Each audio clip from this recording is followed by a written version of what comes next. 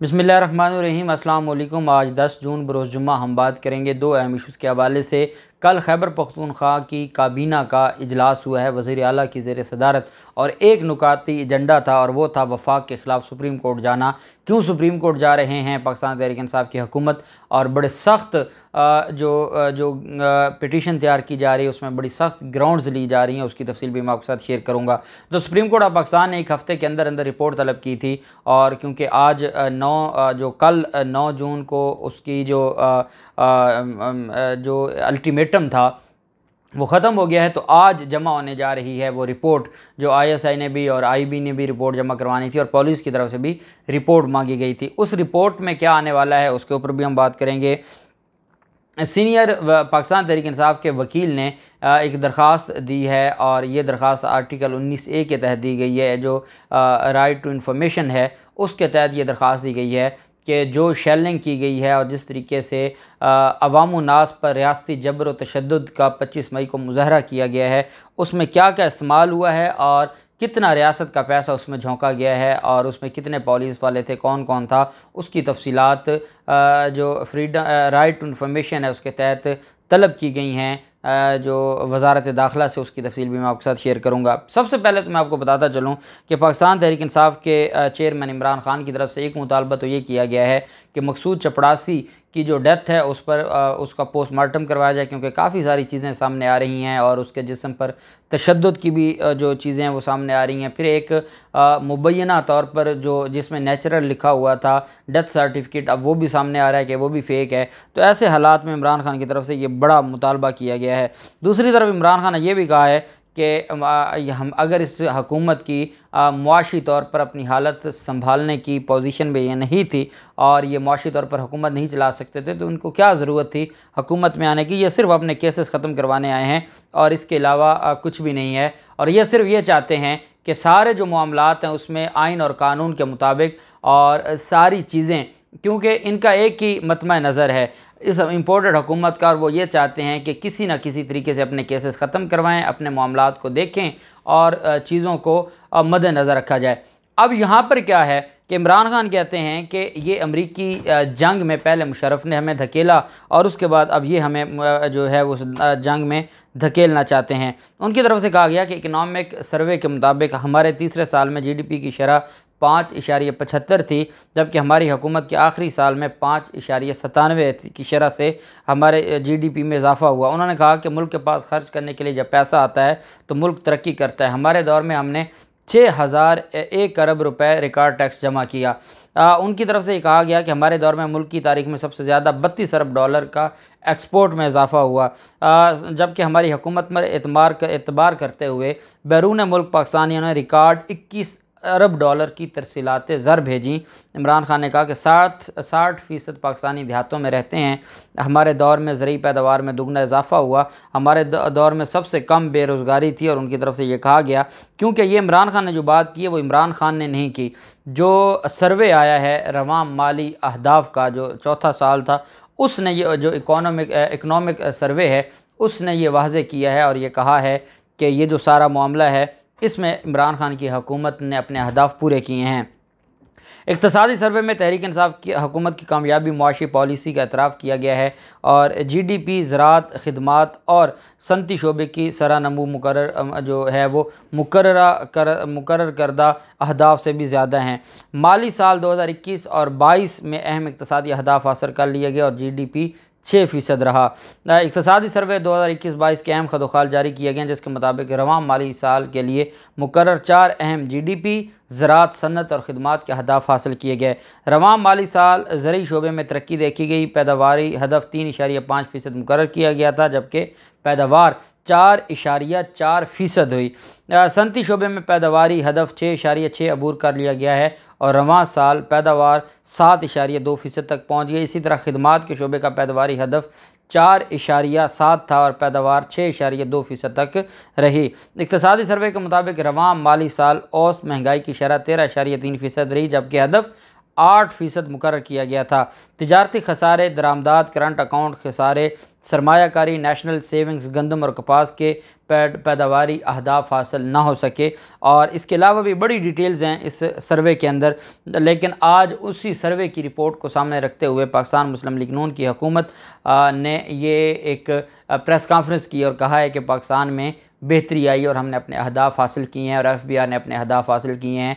मैं एक बात ज़रूर कहता हूं कि जब सारे मामलात बेहतर तरीके से चल रहे थे और रिपोर्ट भी अच्छी थी, मुल्क भी तरक्की कर रहा था और हम अपने अहदाफ भी पूरे नहीं कर रहे थे, उससे बहुत आगे जा रहे थे, क्या ज़रूरत थी ये सारा कुछ करने की। और आज मुल्क को जिस नहज पर खड़ा कर दिया है, आपने लोगों की चीखें निकलवा दी हैं। ये वो कौम है जो आपके गुण गाती थी, ये वो कौम है जो आपके नारे लगाती है, ये वो कौम है जो आपके लिए जान देने को तैयार है। लेकिन आपने उस कौम के साथ क्या किया? आपने अपने मफादात के लिए, अपनी अना के लिए आपने इस कौम को झोंक दिया।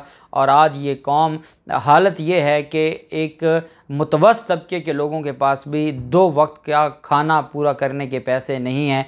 मज़दूर के जो हालात हैं, जो नौकरी पेशा लोग हैं, इतनी आपने महंगाई और टैक्सेस लगा दिए हैं कि जो नौकरी पेशा लोग हैं वो भी अपने अखराजात पूरे नहीं कर रहे। और अगर आपको लगता है कि आप मुल्क और कौम की खिदमत कर रहे हैं तो ये बहुत बड़ी भूल है और आपने वो काम किया है जिसका शायद कभी कौम ये आपको माफ़ नहीं करेगी।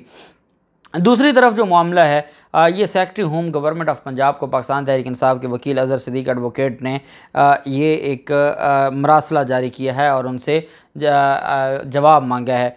उन्होंने कहा है कि undue and excessive force use against protesters of the हकीकी आज़ादी मार्च held on 25/5/2022 which is in violation of the fundamental rights guaranteed to the citizens of Pakistan under Article 3, 8, 9, 10A and 25 read with Article 15, 16 and 17 of the Constitution of Islamic Republic of Pakistan. Provision of information under Article 19A of the Constitution of Pakistan read with the Punjab Transparency and Right to Information Act 2013, the Right of Access to Information Act 2017। ये उन्होंने हवाला देते हुए जो उनसे कहा है कि हमें बताया जाए कि उस दिन जो 25 मई को आपने फ़ोर्स इस्तेमाल की है, क्यों इस्तेमाल की है, इतनी ज़्यादा फ़ोर्स इस्तेमाल करने की क्या ज़रूरत थी। आपने जो उन पर शेलिंग की है वो सारे के सारे वो शेलिंग थी जो जंगों में भी इस्तेमाल नहीं की जाती, एक्सपायर्ड शेलिंग आपने की है। और आपने कितनी गोलियां इस्तेमाल की हैं, आपने कितना जो लोगों को और अहलकार आपने डिप्यूट किए थे, ये सारी इन्फॉर्मेशन, क्योंकि सेक्रेटरी दाखिला के पास ये सारी इन्फॉर्मेशन होती है। और आर्टिकल 19 ये कहता है कि हर पाकिस्तानी का हक़ है कि उसके नॉलेज में हो कि क्या क्या होता रहा है। इस वजह से 25 मई के इस मामले पर ये एक ख़त लिखा गया है और 19A के तहत पहले सेक्रेटरी दाखिला को ये कहा गया है और फिर उसके बाद ये मामला हाई कोर्ट में चला जाएगा। और आप जानते हैं कि हाई कोर्ट की इसके ऊपर जजमेंट भी आ चुकी है और ये मामला बड़ा क्लियर हो जाएगा। दूसरी तरफ जो खैबर पख्तूनख्वा हुकूमत है, उनकी तरफ से वफाक के ख़िलाफ़ सुप्रीम कोर्ट जाने का फ़ैसला किया गया है। एक चीज़ मैं आपको बताता चलूँ कि कल 9 जून को जो 7 दिन का टाइम दिया गया था सुप्रीम कोर्ट की तरफ से और कहा गया था कि वो जो एक सवालनामा दिया गया था कि किसने कहा कि इनको डी चौक जाएँ, किसने इनको डी चौक जाने दिया, कितने लोगों का नुकसान हुआ, कितने लोगों की डेथ हुई, कितने ज़ख्मी हुए, शेलिंग क्या जो उसकी ज़रूरत थी जितनी, क्या उससे ज़्यादा फ़ोर्स इस्तेमाल की गई है, ये सारी डिटेल्स तलब की थी। तो वो आज रिपोर्ट जमा करवाई जाएगी। उसके साथ ही खैबर पख्तूनख्वा हुकूमत ने वफाकी हुकूमत के ख़िलाफ़ सुप्रीम कोर्ट जाने का फ़ैसला कर लिया है। और जो मुआविन ख़ुसूसी हैं इत्तलात वज़ीर आला खैबर पख्तूनख्वा के बैरिस्टर सैफ़, उन्होंने कहा है कि आज़ादी मार्च के दौरान नकलो हरकत की आज़ादी का हक़ पामाल किया गया, तशद्दुद किया गया, आंसू गैस की शेलिंग हुई और सूबे के अवाम को महसूर रखा गया। उन्होंने कहा कि वफाक के गैर आइनी इक़दाम के ख़िलाफ़ सुप्रीम कोर्ट जाने का हमने फ़ैसला किया है। बैरिस्टर सैफ़ ने कहा कि वज़ीर आला खैबर पख्तूनख्वा के ज़ेर सदारत काबीना का इजलास हुआ जिसमें एक नुकाती एजेंडा शामिल था और वो था सुप्रीम कोर्ट जाना। आप एक चीज़ मद्देनज़र रखें कि आप direct supreme court of Pakistan तब जा सकते हैं जब कोई इंडिविजुअल जाता है अवामुन्नास का कोई मामला हो और इसके अलावा और किसी पब्लिक अथॉरिटी के ख़िलाफ़। लेकिन यहाँ हुकूमतें एक दूसरे के ख़िलाफ़ जा सकती हैं। एक सूबा दूसरे सूबे के ख़िलाफ़ जा सकता है, सूबा वफाक के ख़िलाफ़ जा सकता है, वफाक सूबे के ख़िलाफ़ जा सकता है। डायरेक्ट जो रिट जो रिस्ट्रिक्शन है 184 के तहत उसमें ये जो है वो सूबा वफाक के ख़िलाफ़ रिट दायर कर सकता है। और उनकी तरफ से ये कहा गया कि इजलास में आज़ादी मार्च शुरा पर तशद्दुद और रुकावटें डालने के मामले पर गौर किया गया और ये बात देखी गई कि इन्होंने 48 घंटे तक खैबर पख्तूनख्वा का जो दाखिली खारजी रास्ते थे उनको बंद किया और खैबर पख्तूनख्वा की आवाम को महसूर कर दिया।